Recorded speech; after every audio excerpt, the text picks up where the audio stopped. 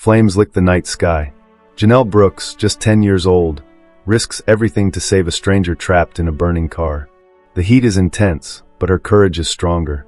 She pulls Grace Caldwell, a young white girl, from the wreckage, unnoticed by the world. But instead of being celebrated, Janelle is pushed aside, her heroism forgotten by all but a few. As the media buzzes, Janelle is buried beneath a narrative that doesn't see her for who she truly is, only for the color of her skin. And yet, she stands tall, never asking for the praise she deserves. What happens when doing the right thing is overshadowed by the world's unwillingness to see beyond race? The sky was sinking into twilight, streaked in faded gold and purple, when 10-year-old Janelle Brooks stepped off the cracked sidewalk onto Sycamore Avenue. Her backpack bounced against her back with every step, too heavy for someone so small. The air carried the dry rustle of leaves and the faint hum of distant traffic. Nothing unusual. Not yet. Then she smelled it. Burning rubber. Sharp. Chemical. Wrong. She slowed. Something's on fire, she muttered to herself, glancing down the empty road. Her voice was steady, but her chest tightened. A dog barked once, then went silent. The world around her held its breath. Then came the sound. Screech. Crash. Metal twisting. Trees snapping. A loud, sickening thud. Janelle dropped to a crouch, eyes wide. Somewhere beyond the bend, just past the woods, something had gone terribly wrong. "Should I run?" she whispered. "Or go see?" Miss Thelma's voice echoed in her mind. "Don't go chasing trouble, baby. Let grown folks handle grown folks' business." But Janelle wasn't the kind of girl who walked away from voices in the dark. Then she heard it. Faint. High. Almost lost in the breeze. A cry. Help. It wasn't loud. Just enough to crack the silence. Janelle stood frozen, heart thudding against her ribs. She turned her head, listening again. The sound came from the woods. Another cry, this time clearer. A girl's voice. Janelle didn't think.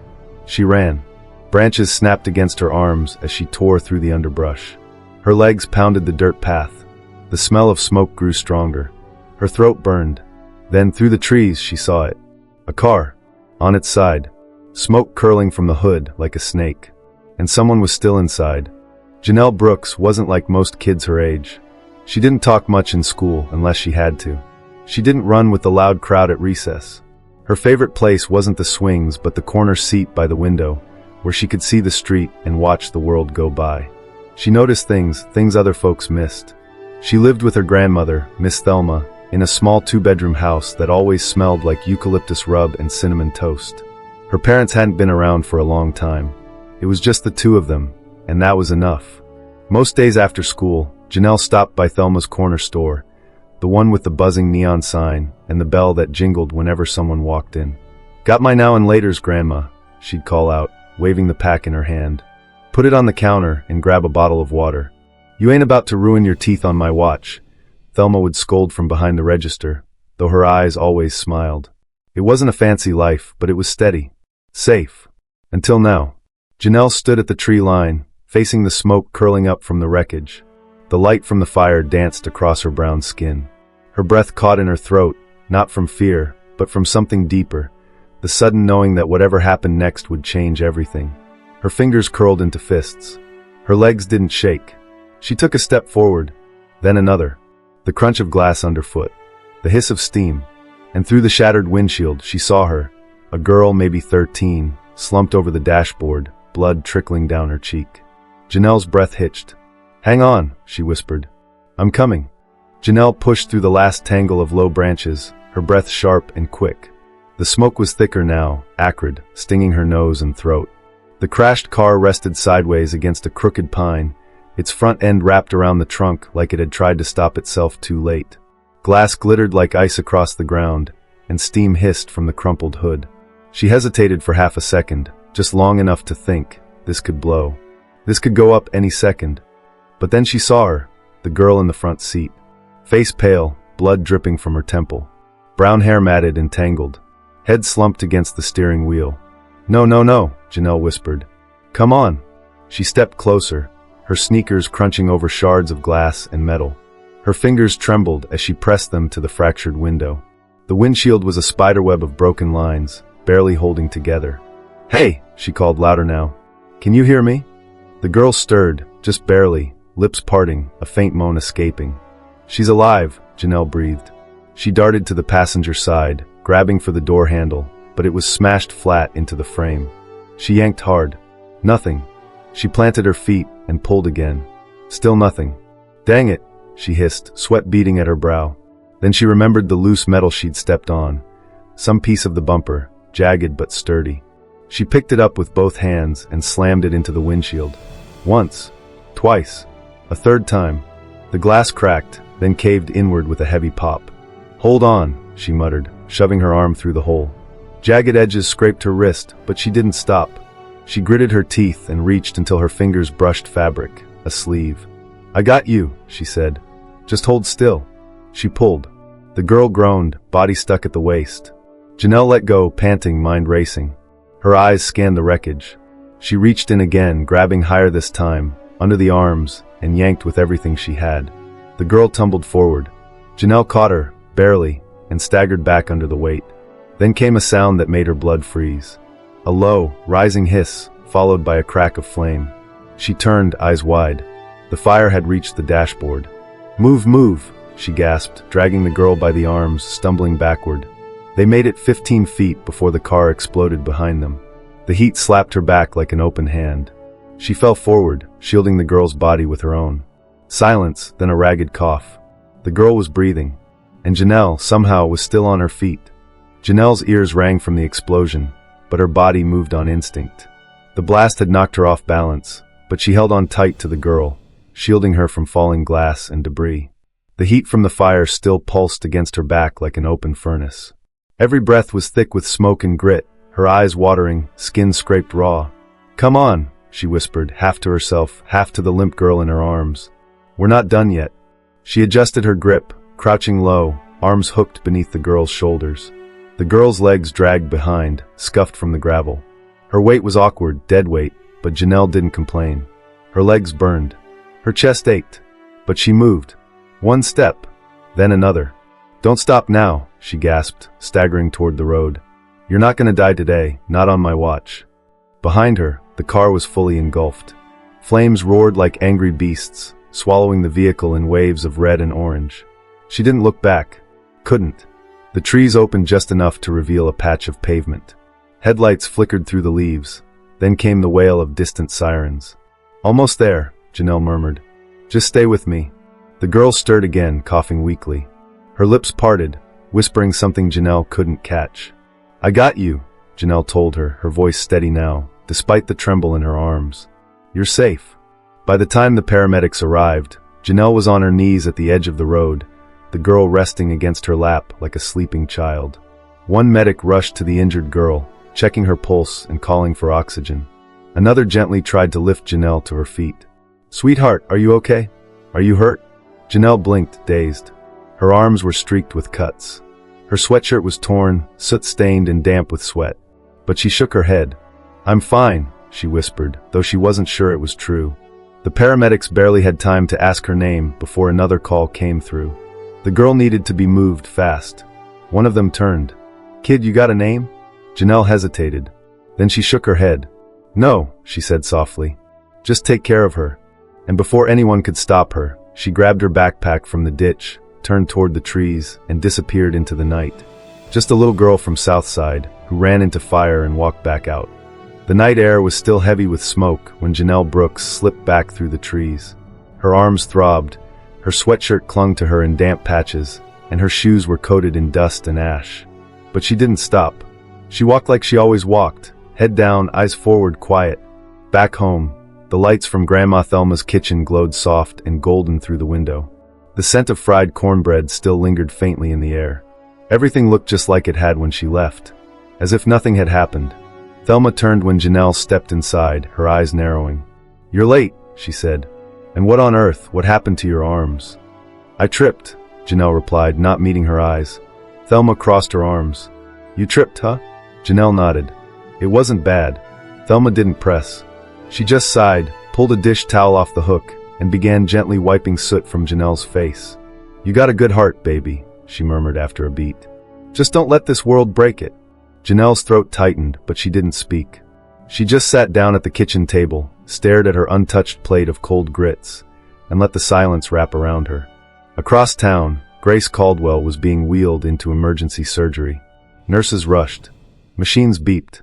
Her parents clutched each other in the waiting room. But none of them knew the name of the girl who had saved her.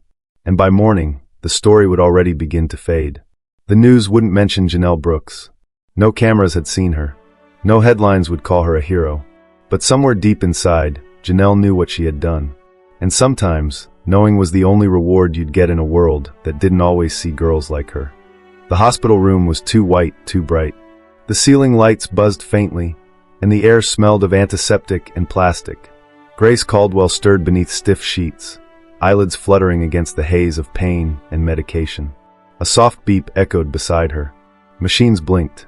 Her chest rose shallowly. Then came a voice, gentle, trembling. "Baby! Grace!" Her mother, Eleanor Caldwell, stood at the foot of the bed, hands clutched like she'd been praying. Grace blinked.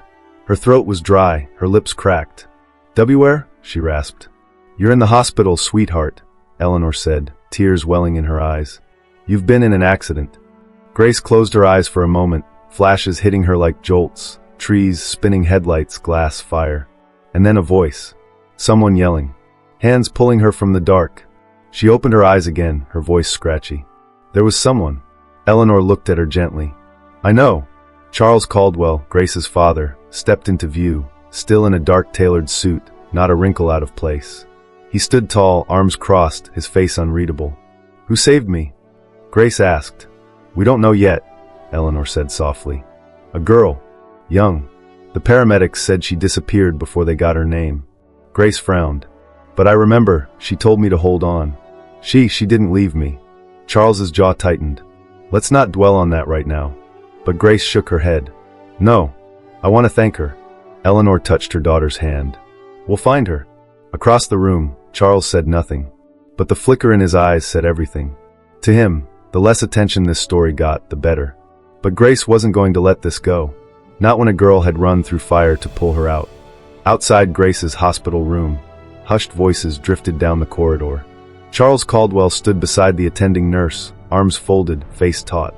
"You're saying no one got the girl's name?" he asked, his voice low but sharp. The nurse hesitated. The paramedics said she left before they could speak to her. She looked young, 10, maybe 11. One of them thinks she might have come from Southside. That word, Southside, hung in the air like smoke after a fire. Charles's expression didn't change, but his silence spoke volumes. "Thank you," he said curtly, then walked back into the room.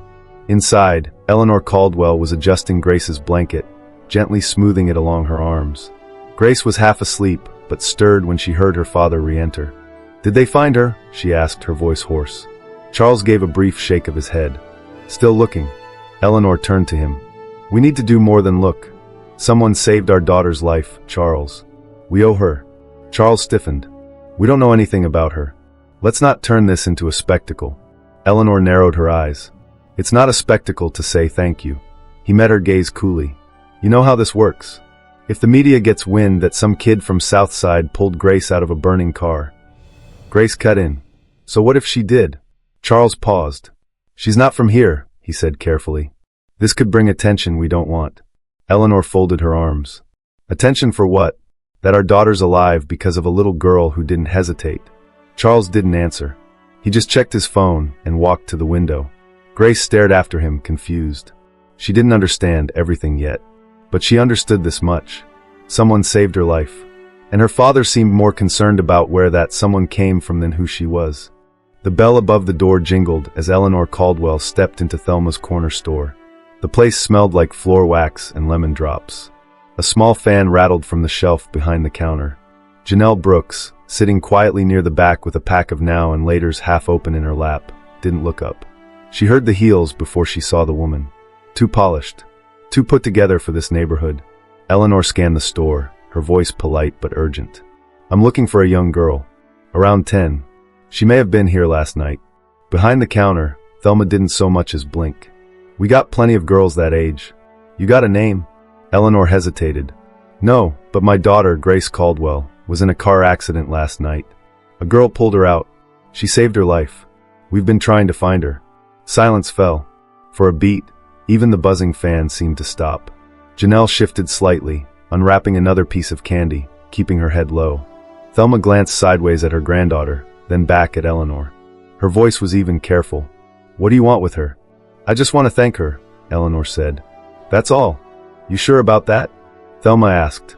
Eleanor's eyes flicked, just for a second. "Yes. We owe her." Thelma studied her a moment longer, then nodded toward the back. "She's right there." Eleanor turned, and her breath caught. The little girl on the stool, with ash still clinging to her sleeves, was staring right at her. "You're the one who saved Grace." Janelle said nothing, just popped the candy into her mouth, eyes calm but guarded. And in that moment, Eleanor realized, this girl didn't ask to be found, but she deserved to be seen. The black SUV rolled up to the hospital curb with a soft hum. Janelle Brooks sat quietly in the back seat, her hands folded in her lap. The leather seats felt too soft, the air too clean. She kept her eyes on the window, watching the city blur by, chain-link fences giving way to glass buildings and valet signs. Eleanor Caldwell sat beside her, glancing now and then but saying little. She sensed Janelle wasn't one for small talk, and this wasn't the time to force it. Inside the hospital, the halls were bright and sterile. A nurse led them down a long corridor to a private room at the end. When the door opened, Grace Caldwell was sitting upright, flipping through TV channels without much interest. She turned at the sound, remote in hand, and froze. Her eyes locked on Janelle. For a moment, neither girl spoke. Then Grace whispered, "It's you." Janelle shifted on her feet. "You remember?" "Not everything," Grace admitted, her voice barely above a breath. "But I remember your voice. You told me not to give up." Janelle nodded once. Eleanor stepped back, giving them space. Grace's eyes filled. "They told me what you did. You saved my life." "I just pulled you out," Janelle said softly. "That's all." "No," Grace replied, firmer now. "That's not all." The room fell quiet again, the weight of everything unspoken settling in the air. And then the door opened. Charles Caldwell entered, his presence shifting the temperature in the room. His eyes landed on Janelle, and narrowed just slightly. He didn't offer a smile, didn't offer a thank you, just stared like he was still trying to figure out how someone like her had ended up in his daughter's hospital room. Charles Caldwell closed the door behind him with a soft click, but the room suddenly felt colder. His presence filled the space, not loud, not aggressive, just heavy, calculated. He looked straight at Janelle Brooks, his eyes scanning her like she was a puzzle he didn't quite trust. She stood quietly near the foot of the hospital bed, hands clasped in front of her, eyes steady. "So," Charles said at last, his voice calm but clipped, "you're the one who pulled my daughter from that car." Janelle nodded once. "Yes, sir." A pause. Then, "What do you want?" The question landed hard. Even Grace, still propped against her pillows, flinched. "What?" she asked, her voice sharp. Charles didn't take his eyes off Janelle. "You heard me. What are you expecting? A reward? A scholarship? Public attention?" Janelle blinked. Not in confusion, just disbelief. "I didn't come here for anything," she said. "She wanted to see me." Grace cut in. "Dad, stop. She saved my life. She didn't ask for a dime." Charles exhaled, folding his arms. "It's not about the money. It's about the headlines. The politics. The assumptions." Janelle stayed quiet, but her jaw tightened. "I didn't ask for cameras," she said. "Didn't even give him my name." Grace looked from her father to Janelle, her eyes filled with something between sadness and anger. "She's a kid," Grace said, voice rising. "Not a threat." Charles didn't respond. Instead, he pulled out his phone and turned toward the window, already typing something. Janelle looked at Grace. "I can go." But Grace reached out, shaking her head. "No. You did something no one else would have done. Don't let anyone make you feel small for that." And for the first time since walking into that room, Janelle let herself breathe. Charles Caldwell stepped into the hallway, his phone pressed to his ear. "Yes. The Tribune already called?" "I thought so," he said, his tone clipped. "No comment. Shut it down. If they call again, refer them to legal." He ended the call with a tap and turned toward Eleanor, who had just stepped out behind him. "They're trying to make this a story," he muttered. Eleanor frowned. "Because it is a story, Charles. A child risked her life to save our daughter. That matters." "It's not that simple," he said, voice lowering. "We let this go public, and suddenly it's not about the rescue, it's about the neighborhood. The politics. Who she is. Where she's from." Eleanor folded her arms. "And what's wrong with where she's from?" Charles didn't answer. Back inside the hospital room, Janelle Brooks stood near the window, watching the ambulance lights flicker below. Grace Caldwell sat up straighter, her voice soft but sure. He's trying to bury it, isn't he?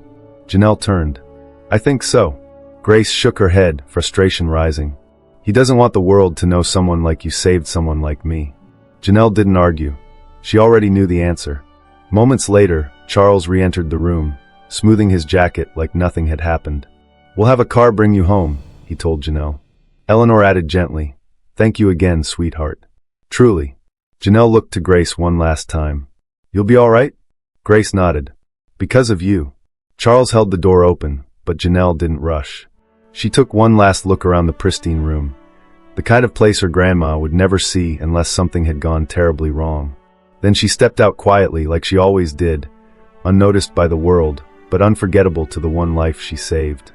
By the time Janelle Brooks reached the sidewalk in front of Thelma's corner store, the neighborhood no longer felt quiet. News vans were everywhere. Cameras, boom mics, strangers with notepads and polished voices. One woman called out, "Are you the girl who saved Grace Caldwell?" Another leaned in with a microphone, all smile and sparkle. How does it feel to be a hero? Janelle didn't answer. She ducked her head, pushed past the crowd, and slipped inside the shop, where the light was warm and the air smelled like old wood and lemon cleaner. Thelma stood behind the counter, arms folded tight. What did you do? She asked, not unkindly but not gently either. I didn't say anything to nobody, Janelle said, her voice flat. Thelma exhaled, rubbing her temple. Well, somebody did. And now we got reporters out front like it's a parade. This ain't just about you no more. Janelle sat on the stool by the window, pulling her hoodie up. Her reflection in the glass looked tired, smaller than she felt a day ago. I didn't want this, she whispered. I know you didn't. Thelma's voice softened. But that don't change the fact it's here. Outside, the cameras kept rolling. Reporters laughed with one another between takes. A few curious neighbors stood nearby, watching the scene like it was TV. Janelle hugged her knees to her chest. For a moment, it had been simple, one girl helping another. But now, it felt like the story wasn't hers anymore. It belonged to the headlines, the angles, the noise. And deep down, a quiet question took root. Had saving Grace been the best thing she'd ever done, or the beginning of something she couldn't control? 2 days passed before the black car returned. It was late afternoon, and Janelle Brooks sat on the stoop outside Thelma's corner store, hoodie up, arms wrapped around her knees. She watched kids ride bikes down cracked sidewalks, a dog bark at nothing, and a neighbor curse at a broken lawnmower. She barely noticed the sleek SUV glide to the curb, until the door opened and Grace Caldwell stepped out. No driver, no camera crew, no fancy coat like her mother's. Just Grace. She walked up slow, folding her arms against the breeze. Her face was pale, healing still, but her eyes held that same clear determination Janelle remembered. Can we talk? She asked. Thelma, sweeping the walkway, gave Grace a look, measured, protective, then glanced at Janelle. Janelle nodded once. I'll be inside, Thelma muttered, disappearing behind the screen door. Grace sat beside Janelle on the stoop. For a while, neither of them said a word. The silence wasn't awkward, it felt earned. Then Grace reached into her coat pocket and pulled out a folded piece of paper. My dad's lawyer wrote up a check, she said. Big one. I told them you wouldn't take it. Janelle didn't reach for it. You were right. Grace sighed. Figured. She tucked the paper away, then pulled out another. But maybe you'll take this. Janelle raised an eyebrow. What is it? My school, Grace said. They've got a scholarship program. I asked my mom to pull some strings. Janelle took the paper, unfolded it slowly. Full ride, Grace added. All of it. Janelle stared at the words, stunned. Why? She asked. Grace leaned back, voice soft but sure. Because you didn't ask for anything. And that's exactly why you deserve something. And for the first time in days, Janelle let herself smile. Janelle Brooks sat with the scholarship letter in her lap, her fingers tracing the school's crest at the top of the page. The paper felt heavier than it looked. Across from her, Grace Caldwell stayed quiet, watching. You don't have to say anything now, Grace offered. I didn't want it to end the way it did. With cameras. With people who don't see you. Janelle looked up. You do? Grace nodded. Yeah, I do. Janelle folded the paper gently, not quite answering. She'd never imagined a school like that, tuition-free, books covered, meals included. Not in her world. Not on Southside. She thought of Grandma Thelma, the way she'd looked at the news vans with tired eyes. The way she swept that old sidewalk like it was the only thing she could still control. The way she never asked for more, just made the most of what they had. I don't want people thinking I took this for being on TV, Janelle said. Grace shook her head. No one needs to know. This is between you, me, and my mom. My dad doesn't even want to talk about it. That earned the smallest smirk from Janelle. Figures. She looked back down at the letter. Opportunity wasn't something that showed up at your door in a clean envelope. Not where she came from. Most girls didn't get chances. And if they did, they didn't always believe they were real.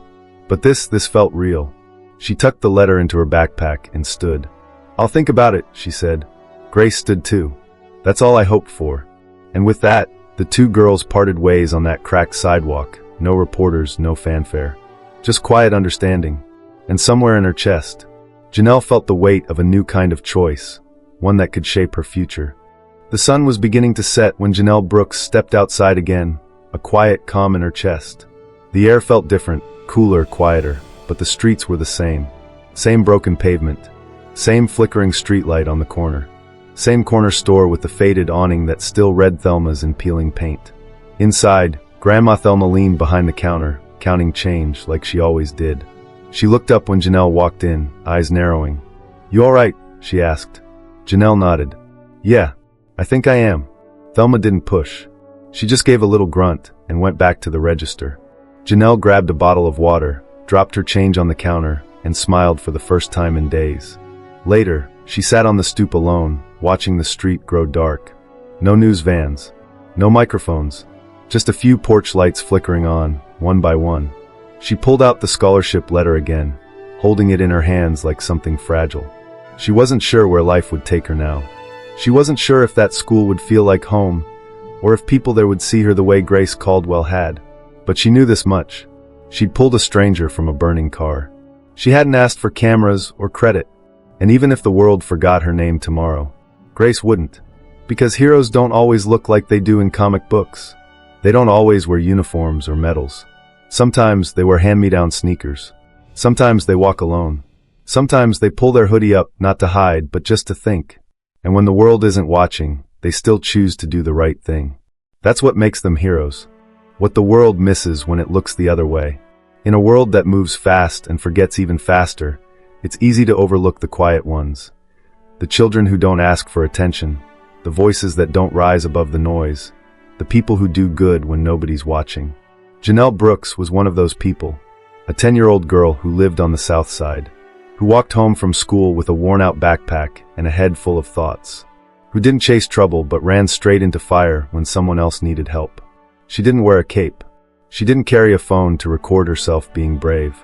She didn't do it for applause. She did it because it was right. And yet, the moment the spotlight turned her way, the world, especially the world of the Caldwells, didn't know what to do with her. Not because she'd done something wrong, but because of where she came from. Because of how she looked. Because her name wasn't already printed in the society pages. And here lies the lesson. Courage doesn't always come dressed in prestige. Compassion doesn't ask where you live. And character has never been about status. Charles Caldwell, with his pressed suits and corporate polish, couldn't see past the fear of what it would look like for his daughter to owe her life to a girl from Southside. But his daughter Grace could. Eleanor Caldwell could. And most importantly, Janelle could. Because when you know who you are, you don't need headlines to prove your worth. In the end, Janelle made a choice, not just to rescue someone, but to stay true to herself when others tried to rewrite the story. She turned down a check she didn't ask for. She accepted a scholarship that was offered quietly on her terms. And she walked away from the spotlight, just as she had walked into the fire, alone, sure-footed and unshaken.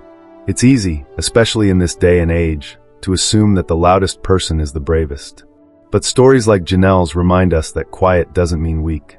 That the strongest hearts often beat behind the most humble doors. And that some of life's most extraordinary acts come from those the world never expects.